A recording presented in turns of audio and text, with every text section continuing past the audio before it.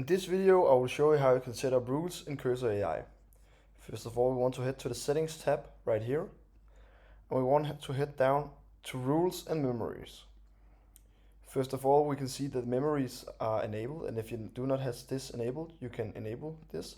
This means that when you are chatting with the chatbot, it will automatically remember things to apply on your project or on your user.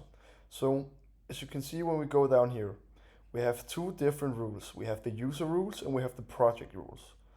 The user rules are rules that apply for all projects.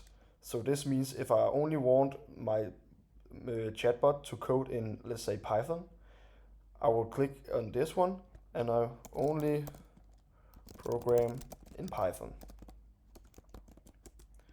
And I can click on done. So this is now my user rule. So this means on all of my projects, the chatbot will only program in Python. If I go down here, I can click on project rules. So right now I'm in this project. So when I click on add rule, please enter a name for the new rule.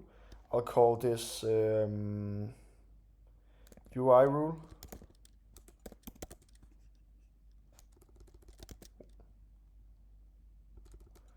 UI rules, like that. So when I come in here, I can make a description of my UI rule. So this means that only use modern minimalistic UI design.